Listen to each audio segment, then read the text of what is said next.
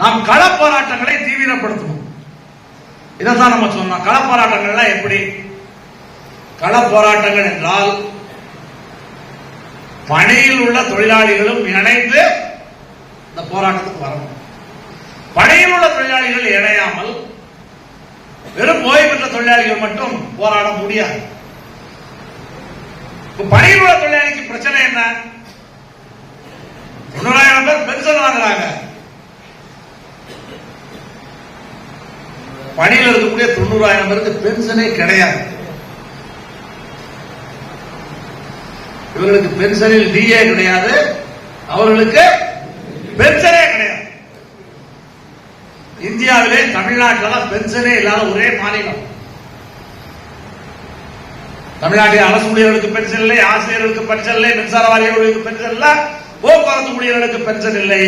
பென்ஷனே இல்லாத ஒரே மாநிலம் தமிழ்நாடு தான்.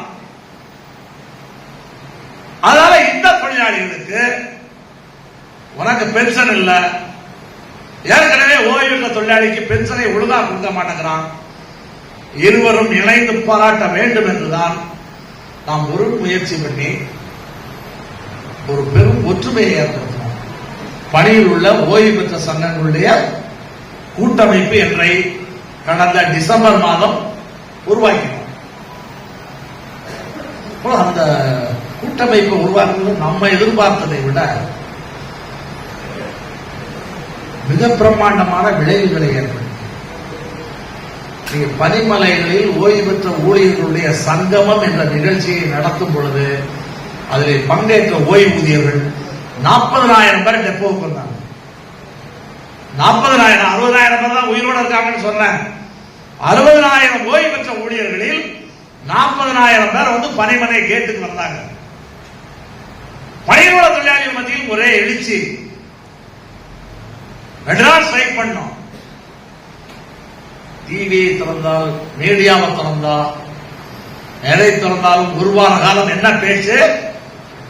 போக்குவரத்து ஊழியர்களுடைய பிரச்சனை, குறிப்பாக ஓய்வு பெற்ற ஊழியர்கள் வஞ்சிக்கப்படுகிறார்கள், ஓய்வு பெற்ற ஊழியர்களுக்கு எதுவுமே கிடைக்கவில்லை என்று பல கோரிக்கைகள் இருந்தாலும் அதில் ஹைலைட் ஆன கோரிக்கை எது? ஓய்வு பெற்ற ஊழியர்களுடைய டிஏ பிரச்சனை. கடைசியில் நீதிமன்றத்தில் வழக்கு போகும் பொழுது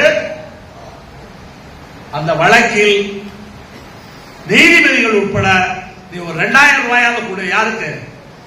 ஓய்வு பெற்ற ஊழியர்களுக்கு என்று சொல்ல வேண்டிய கட்டாயம் ஏற்பட்டது. எத்தனையோ வழக்குகள்லாம் நடக்குது இல்ல?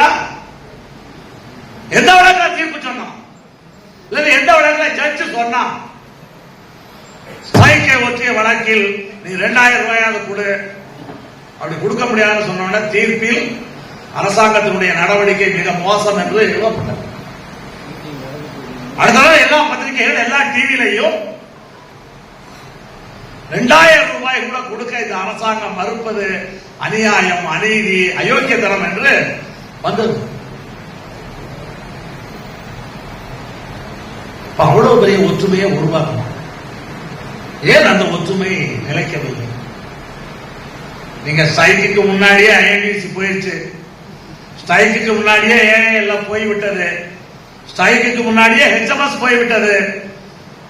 அவரெல்லாம் போன பிறகும் கூட ஓய்வு பெற்ற ஊழியர்களுடைய இந்த பிரச்சனைக்காக சர்வீஸில் உள்ள 60,000 தொழிலாளி 2 நாள் சம்பளத்தை இழந்தார். 60,000 பேர் யாருடைய பிரச்சனைக்காக? ஓய்வு பெற்ற ஊழியர்களுடைய பிரச்சனைக்காக. இந்த போராட்டத்தை முறியடிக்க எல்பிஎஃப் செய்த பிரச்சாரம் என்ன? இது உன்னுடைய கோரிக்கை இல்ல, இது ரிட்டையர்ட் ஆன தொழிலாளிகளுடைய கோரிக்கை என்று சொன்னார்கள். ஆனால் எல்பிஎஃப் இந்த பிரச்சாரத்தை முறியடித்து தொழிலாளர்கள் களத்திற்கு வந்தார்கள். இந்த ஒற்றுமையை சிஐடி உருவாக்க என்ன கஷ்டப்பட்டது? இந்த பிரச்சாரத்தை உருவாக்குவது, இந்த பிரச்சாரத்துக்கு தொழிலாளர்களை உள்ளாக்குவது, தொழிலாளர்களை இந்த போராட்டத்திலே பங்கெடுக்க வைப்பதிலே நாம் எவ்வளவு பெரிய முயற்சி பண்ணோம். ஆனால் 9-10 போராட்டத்துக்கு பிறகு இந்த ஒற்றுமை சீர்குலைக்கப்பட்டது. ஒற்றுமை சீர்குலைக்கப்பட்டது யார் காரணம்? இன்னைக்கு கூட ஒரு 9 சங்கம் கூட்டு இயக்கத்தில் இருந்தோம். திமுக ஆளுங்கட்சியான பிறகு எல்பிஎஃப் வந்து கூட்டு இயக்கத்தில் இல்லை. சில சங்கங்கள் கூட்டு இயக்கம் இல்லை, ஆனாலும் ஒரு கூட்டு இயக்கம் என்பது நடத்தி கொண்டே இருக்கிறோம். ஒத்த கருத்துள்ள 2 சங்கங்களை நாம் இணைத்து வைத்திருக்கிறோம். ஆனால் ஒத்த கருத்து உள்ள சங்கங்கள் இருக்கிறது. ஓய்வு பெற்ற சங்கங்கள் எல்லாமே ஓடிடுச்சு. யாருடைய கோரிக்கைக்காக தொழிலாளி போராடினார்கள்? ஓய்வு பெற்ற தொழிலாளிகளுடைய பிரச்சனைக்காக. ஆனா இந்த ஒற்றுமையை நிக்கல. ஒற்றுமைக்கு எதிராகவே பேசக்கூடிய நிலைமை. தனித்தனியாக போய்விட்டார்கள். இப்ப யாரை வைத்து பிரச்சனை தீர்ப்ப? நம்ம சம்மேளனத்தில் என்ன முடிவு பண்ணோம்? ரைட், போறவங்க போகட்டும். கூட்டு இயக்கத்தில் நிரந்தர கூட்டு இயக்கத்தில் சில சங்கங்கள் வரும், சில சங்கங்கள் எதிரியா மாறும். இது காலகாலமா நம்ம பார்த்துட்டோம். கூட்டு இயக்கத்தில் எப்பொழுதும் நிரந்தர நண்பர்களும் கிடையாது, நிரந்தர எதிரியும் கிடையாதுன்னு அரசியலில் சொல்லுவாங்க. கூட்டு இயக்கத்திலும் சில சங்கங்கள் வரும், சில சங்கங்கள் போகும்.